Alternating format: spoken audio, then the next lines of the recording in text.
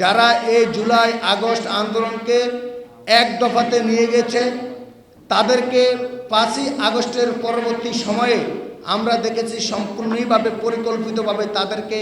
তাদের অবদানকে অস্বীকার করা হয়েছে, তাদের সাথে বৈষম্য সৃষ্টি করা হয়েছে। ইউনিভার্সিটি ছাত্রদলের প্রতিষ্ঠাতা আহ্বায়ক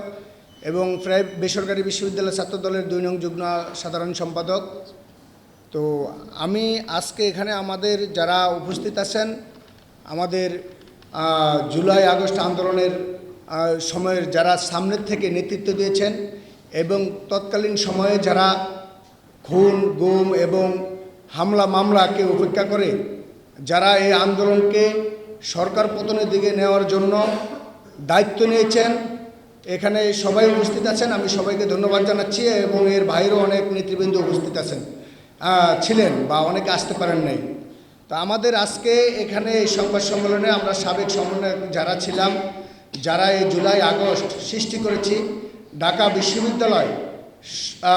16 জুলাই যখন তাদের হলগুলো বন্ধ করে দেওয়া হয়, যখন একটা পর্যায়ে আন্দোলনটা বন্ধ হয়ে যায়, যা আপনারা জানেন, এই আন্দোলন বন্ধ হওয়ার পথেই আমরা যারা ছিলাম তৎকালীন সময়ের সমন্বয়ক,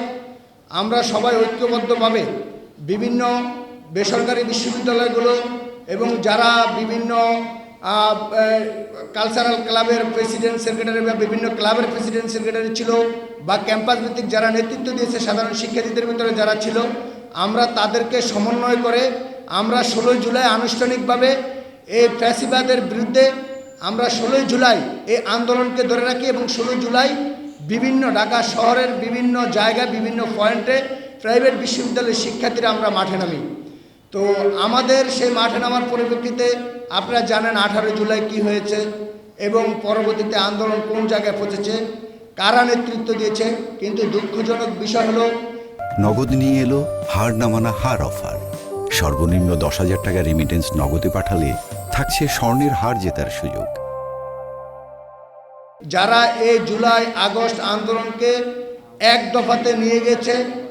তাদেরকে 5ই আগস্টের পরবর্তী সময়ে আমরা দেখেছি সম্পূর্ণভাবে পরিকল্পিতভাবে তাদের অবদানকে অস্বীকার করা হয়েছে, তাদের সাথে বৈষম্য সৃষ্টি করা হয়েছে। যেই গ্রুপ বা যারা আমরা দেখেছি যারা হাসিনার সাথে একত্রতা প্রকাশ করে ঐক্যবদ্ধভাবে হয়ে এই আন্দোলনকে বন্ধ করার চেষ্টা করেছে, আমরাই একমাত্র এই আন্দোলনকে তাদের সাথে ফাইট করে এক পর্যায়ে বিভিন্ন মতামত নিয়ে আমরা তাদের সাথে ফাইট করে এবং বিভিন্ন শিক্ষার্থীদেরকে নিয়ে আমরা এই আন্দোলন এক দফার দিকে নিয়ে যাই। তো সেখানে আমি আমার দলীয় পক্ষ থেকে আমাদের যে নির্দেশনা ছিল তৎকালীন সময় আপনারা জানেন যে সরকারের বিভিন্ন এটাকে যদি বিভিন্নভাবে বা কোনোভাবে যদি রাজনৈতিকভাবে নেওয়ার চেষ্টা করেছিল, কিন্তু আমরা পরিকল্পিতভাবে বা আমাদের রাজনৈতিক কৌশল হিসেবে আমরা ছাত্রদলের বা বিএনপির অঙ্গ সংগঠনের নেতাকর্মীরা আমরা এই বৈষম্য বিরোধী ছাত্র আন্দোলনের ব্যানারে আমরা এই আন্দোলন গড়ে তুলি।